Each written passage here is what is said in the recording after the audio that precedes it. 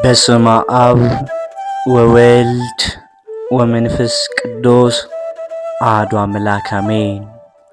በክርስቶስ ክርስቲያን በወልድ ወልደ እግዚአብሔር በመንፈስ ቅዱስ መንፈሳውያን የተሰኛችሁ ያያሉ የልዑል እግዚአብሔር ቤተሰቦች የእናታችን የቅድስት ድንግል ማርያም የአስራት የበኩራት ልጆች እንኳን ለሁለተኛው ለዐቢይ ጾም ሳምንት ለቅድስት በሰላም በጤና ደረሳችሁ። ዝክር ሚዲያችንን ሰብስክራይብ፣ ላይክ እንዲሁም ሼር በማድረግ አገልግሎታችን እንድታበረታቱ ስንል በልዑል እግዚአብሔር ስም በትህትና ቃል እናሳስባለን።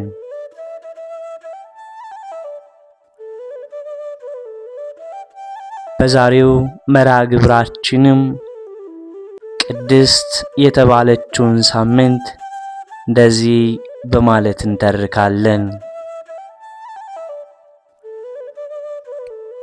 የቤተ ክርስቲያናችን መዝሙር ንባቡን ከዜማው አስማምቶ አጠናክሮ ያስተላለፈልን ኢትዮጵያዊው ሊቅ ቅዱስ ያሬድ በጾመ ድጓው በዐቢይ ጾም ለሚገኙት እሁዶች ሁሉ የተለየ መዝሙር ስለሰራላቸው ያንዳንዱም እሁድ በመዝሙሩ ስም ይጠራል።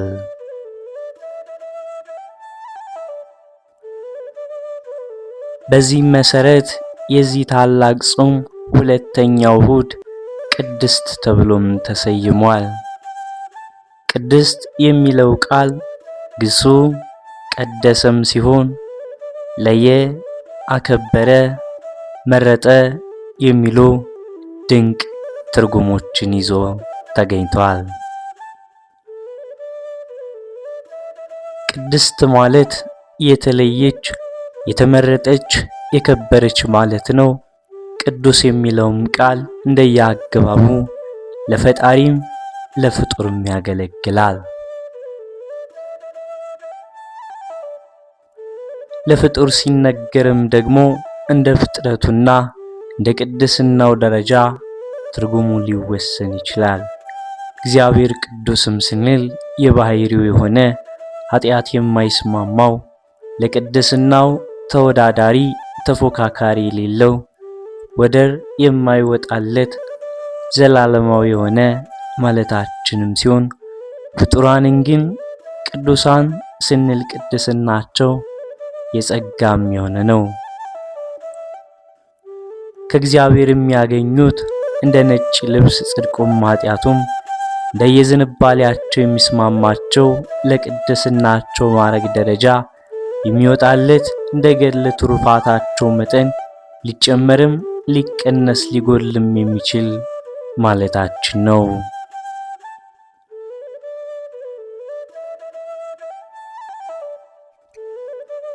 ከፍጡራን መካከል ለእግዚአብሔር የተለዩ ሁሉ በጸጋ የቅድስና ተሳታፊ ሊሆኑ ይችላሉ። መላእክት፣ ሰዎች፣ መካናት፣ ዕለታት፣ አልባሳት፣ ነዋያት ሁሉ ለእግዚአብሔር እስከተለዩ እንደዚሁም ድረስ ከቅድስናው በረከት ይሳተፉ እንደየደረጃቸውም ቅዱሳን ተብለው ይጠራሉ።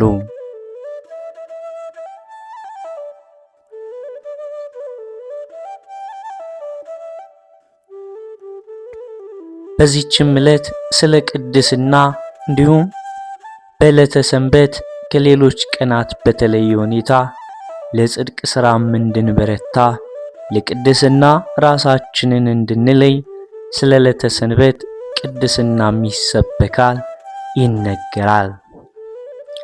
የሚዘመረው መዝሙር ግነዩ ለእግዚአብሔር ወጸውኡ ስሞ ወንግርዎሙ ለአሕዛብ ምግባሮ ሀቡ ስብሐተ ለስሙ አክብሩ ሰንበተ ተገብሩ ጽድቀ ዝግቡ ለክሙ መዝገበ ዘበሰማያት ሀበ እፄ ኢያማስኖ ወኢይረክቦ ሰራቂ ድለዋኒክሙ ንበሩ ዘበላይሉ ጸልዩ ሀበሃሎ ክርስቶስ ለእግዚአብሔር ተገዙ ስሙንም ጥሩ ሥራውንም ለአሕዛብ ንገሯቸው ለስሙ ምስጋናን አቅርቡ፣ ሰንበትን አክብሩ፣ እውነትንም አድርጉ ብል የማያበላሸው ብልም የማይገባበት ሌባም የማያገኘው በሰማያት ያለ መዝገብን ለእናንተ ሰብስቦ ተዘጋጅታችሁም ተቀመጡ፣ ክርስቶስ ወዳለበት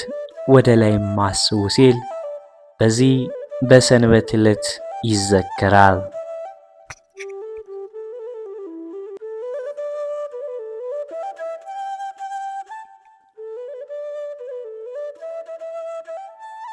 በመንፈስ ቅዱስ ተቃኝቶ ታላቁ ቅዱስ ያሬድ እንደዘመረልን በተለይ ሰንበት ነገረ እግዚአብሔር በተለየ ሁኔታ የሚከበርባት ሕሊናችን ከምድራዊ ሐሳብ ወጥቶ ወደ ሰማያዊ የሚነጥቅባት ለቅድስና የተለየች ቅድስት ዕለት መሆኗን ይጠቁማል።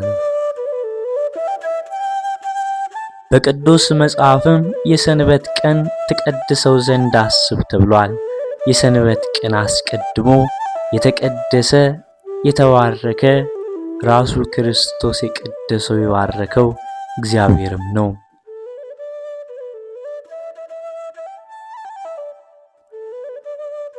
እግዚአብሔርም ሰባተኛውን ቀን ባረከው ቀደሰውም፣ እግዚአብሔር ሊያደርገው ከፈጣሪው ሥራ ሁሉ በእርሱ አርፏልና።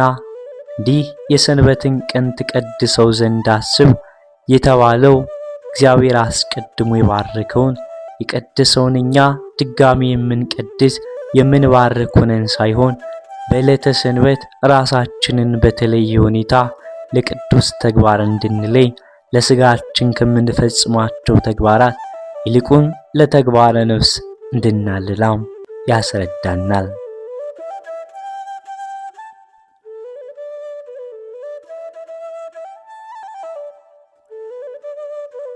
ምንም እንኳን ለሥጋችን ስንባክን ጊዜ ቢያጥረን በዕለተ ሰንበት ግን ቅዳሴ ከማስቀደስ ቅዱስ ቃሉን ከመስማት ቅዱስ ሥጋውን ክቡር ደሙን ከመቀበል እንዳናስታጉል በሥርዓተ ቤተ ክርስቲያን ታዘናል።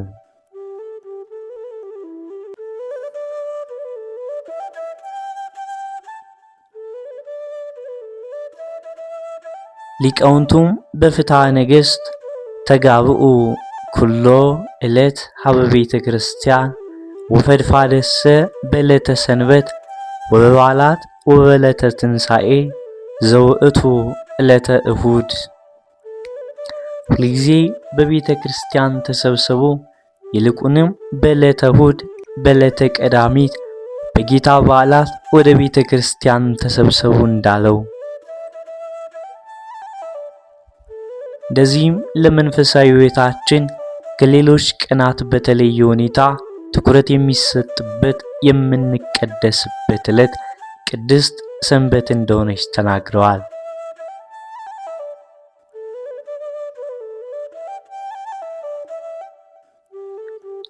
ሐዋርያው ቅዱስ አትናቴዎስም በቅዳሴው ላይ ሰንበት የተቀደሰችና ሕይወታችን እንዲቀደስባት የተለየች ቀን መሆኗን ሲያስረዳ እንዲህ ይላል። ወንበል ዛቲ ዕለት እንተ ገብረ እግዚአብሔር ንትፈሳ ወነትሐሰይ ባቲ ኦ እግዚኦ አድኅንሶ። ይህች ዕለት እግዚአብሔር የሠራት ያከበራት ዕለት ናትና በእርሷም ፈጽሞ ደስ ይበለን። ሰንበት ለክርስቲያኖች ለመንፈሳዊ ደስታ የተለየች ቀን ናትና የመንፈሳዊ ደስታ ምንጩ በነፍስ የሚገኝ መንፈሳዊ በረከት ነው። ሰው የኃጢአት ሸክም በንስሐ ሲያራግብ፣ ነፍሱ በጸጋ እግዚአብሔር ስትቃኝ የሚሰማውን ደስታ በሌላ በምንም መንገድ ሊያገኘው አይችልም።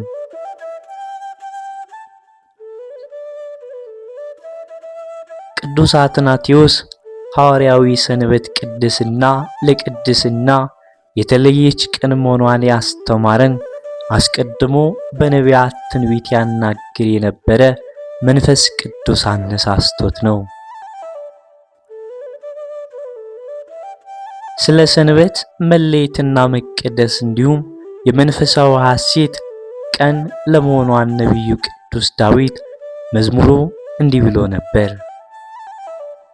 እግዚአብሔር የሰራት ቀን ይህች ናት። ሐሴትን እናድርግ በእርሷም ደስ ይበለን። ቅዱስ ዮሐንስም ራእዩ ሰንበት የጌታ ቀን ስለመሆኗ እንዲህ ይላል። በጌታ ቀን በመንፈስ ቅዱስ ነበርኩ። ሰንበት የኛ ቀን ሳትሆን ለጌታችን የምንሰራባት፣ የምንለይባት፣ የምንቀደስባት፣ ነገረ እግዚአብሔርን የምንዘክርባት የጌታ ቀን ናት።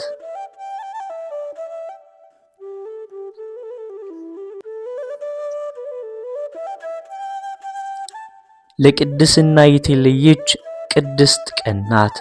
በተለይ የክርስቲያን ሰንበት እሑድ በኩረ በዓላት ትባላለች። በኩር ታላቅና የመጀመሪያ ማለት ነው። የመዳናችን መሰረት የተወጠነባት የጌታ ጽንሰቱ ቀን ዕለተ ሰንበት ናት። የመዳኛችን ማረጋገጫ፣ የእምነታችን መሰረት፣ የበዓላት ሁሉ አበይት ትንሣኤው የተፈጸመበት ዕለተ ሰንበት ነው። እንግዲህ በዚች ቅድስት ቀን ለቅድስና በተለየች ዕለትስ ሥጋውንም ነፍሱንም በሚያረክስ ተግባር የተሰማራ ለነፍሱ ምን ዋስትና ይኖረዋል? ቅድስት በተባለች በሰንበት እሑድ ማንም በምንም ምክንያት ወደ ቤተ እግዚአብሔር ከመሄድ እንዳያስታጉል በሥርዓተ ቤተ ክርስቲያን ተቀምጦለታልና።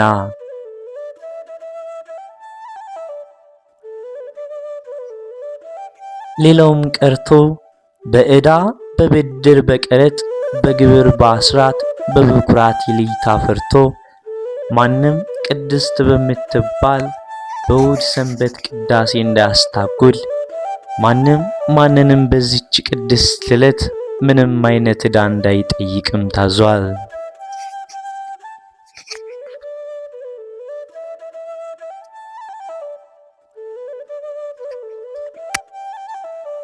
ወኢየሱስ መኑሂ በይእቲ ዕለት ነዋዮ እምኩልኡ እምካልኡ ወይጽሐቅ አሐዱሂ ምእመናን በእንተ ሐሰሳ ዕዳ አው ተጻልኦ አው በዘይመስሎ ለዝንቱ ወይሁሩ ቦቱ ኩሎሙ ሰብ ሀበ ቤተ ክርስቲያን ወይምጽኡ ኩሎ ለላ አሐዱ አሐዱ እምእመናን ሀቢያ በንጹሕ በትሕትና ዘንበለ ፍርሃት ምነ መኮንን ወምነ ባለ ዕዳ አውን ፈታሂ አው ዘይመስሎ።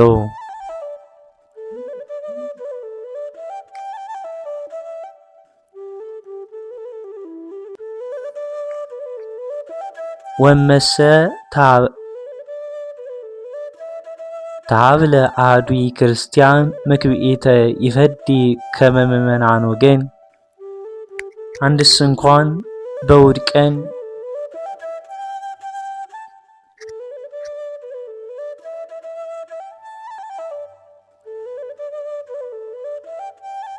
ለገንዘብ መትጋት ገንዘቤን አምጣም ብሎ መጣላት ዋስ መያዝ አይገባውም። ሁሉም ምእመናን ወደ ቤተ ክርስቲያን በንጽህና በትሕትና ሆነው ይምጡ እንጂ። ዳኛ ግብሬን አበዳሪ ብድሬን ኤጲስቆጶስ አስራት በኩራት ነጋድራስ ቀረጥ አምጡ ይሉናል ብለው ሳይፈሩ ይምጡ። ከነጋድራሶች አንዱ እንኳን ወደ ቤተ ክርስቲያን ከሚሄዱ ሰዎች ቀረጥ ይቀበል ዘንድ የድፍረት ስራን የሰራ ቢሆን ጽፍ ድርፍ አድርጎ ይክፈል።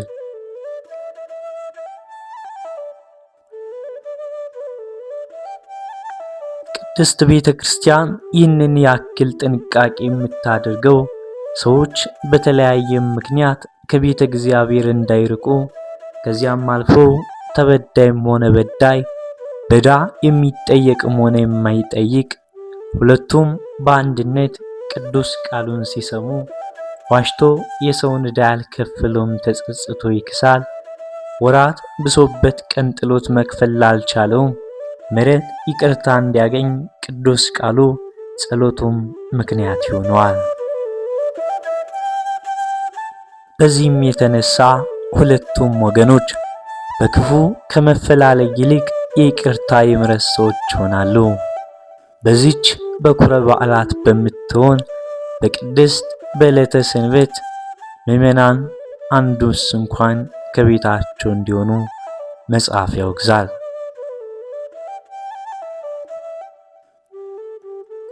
በዚችም ዕለት መንፈሳዊ ሕይወት ይባረካል፣ ይቀደሳል። በዚህ ታሳቢነት ዕለቱም ዕለተ ቅድስና መሆኑን ለማጠየቅ ቅድስት ተብላለች።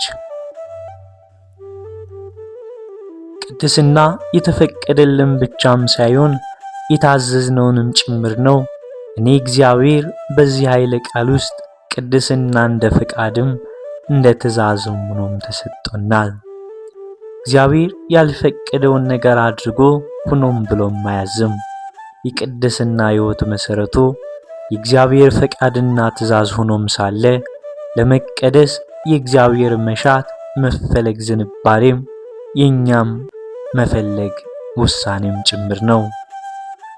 ለዚህም ነው ሐዋርያው እንዲህ ሲል የጻፈልን ትቀደሱም ዘንድ ፈልጉ። ምንም እንኳን ቅድስና የተፈቀደና የታዘዘ ቢሆንም የውዴታና የነጻ ፈቃድ ውጤት እንጂ የምንገደድበት አይደለም። እግዚአብሔር ፍቅሩ ገብቶን ወደንና ፈቅደን በፈቃዱና በትእዛዙ ስንመራ እንድንገዛለትም ያለ ፈቃዱም አይወድም። ወደ ቀደመ ነገራችን እንመለስ። ንግባይኬ ሀበ ጥንተ ነገር ለተሰንበትም ቅድስት መባሏ ከላይ ያብራራነው መሰረታዊ ሐሳብ በተከተለ መልኩ ነው። ዕለቲቱም ቅድስት መባሏ ዋና ዓላማዋ በሰዎችና በእግዚአብሔር መካከል ለቅድስና ሕይወት ምልክት ማስታወሻም እንድትሆን ነው። በባሕርዩ ቅዱስ የሆነ አምላክ ዓለምን የማዳን ሥራውን የጀመረበትን ጽንሰቱን እንዲሁም የማዳን ሥራውንም አጠናቆ ሙስና መቃብርን አጥፍቶ ዘላለማዊ ሕይወትን ያበሰረበትን ትንሣኤውን የምናስብበት በመሆኑ የዕለቱ የቅድስና የፈጣሪ ቅዱስ ተግባር የምናደንቅበት ከማንኛውም የሥጋ ሥራ ተለይተን የዋለልን ውለታ ከፍ ከፍ እያደረግን እርሱን የምናመሰግንበት ታላቅ ዕለት ነው።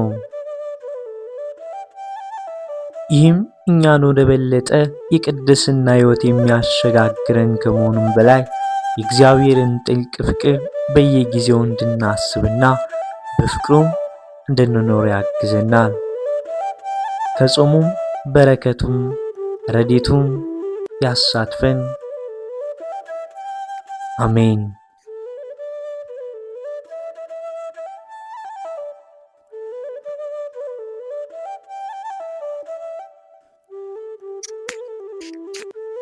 የካቲት 18 በዚችም ቀን ታማኝ የከበረ አባት የአንጾኪያ ሊቀ ጳጳሳት አባ መላልዮስ አረፈ። ይህም ቅዱስ አዋቂና አስተዋይ የነበረ በታናሹ ቆስጠንጢኖስም ዘመነ መንግስት በአንጾኪያ ሀገር ሊቀ ጵጵስናም የተሾመ ከተሾመም እስከ 30 ቀን ድረስ ኖረ። ከዚህም በኋላ አርዮሳውያንን አወገዛቸው። በአንጾኪያም ካለች ቤተ ክርስቲያን ሁለቱንም አሳደዳቸው። ንጉሡም በሰማም ጊዜ ከመንበረ ሲመቱ ሊቀ ጳጳሳቱን አሳደደው። እርሱ ንጉሡ አረሳዊ ነውና የአንጾኪያ ሀገርም ታላላቆችና ኤጲስቆጶሳት ካህናቱም ተሰበሰቡ። ስለ ሊቀ ጳጳሳቱ ይመልስላቸው ዘንድ የልመና ደብዳቤም ላኩ። ንጉሡ ልመናቸውን ተቀብሎ መለሰላቸው።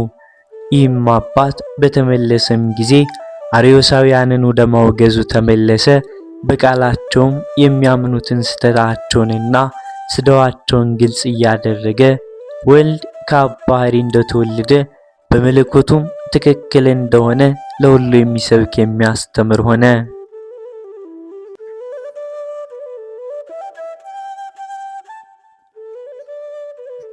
ዳግመኛም አርዮሳውያን ተነሱ።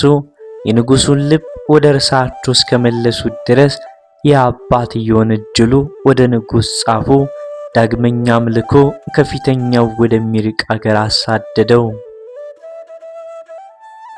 ወደ ተሰደደበትም አገር በደረሰም ጊዜ መልእክቶቹን ጽፎም በመላክ ከወገኖቹ ጋር እንዳልሆነ ከእርሳቸውም ስውር የሆነውን የመጻሕፍትን ቃል ይተረጉምላቸው ነበር።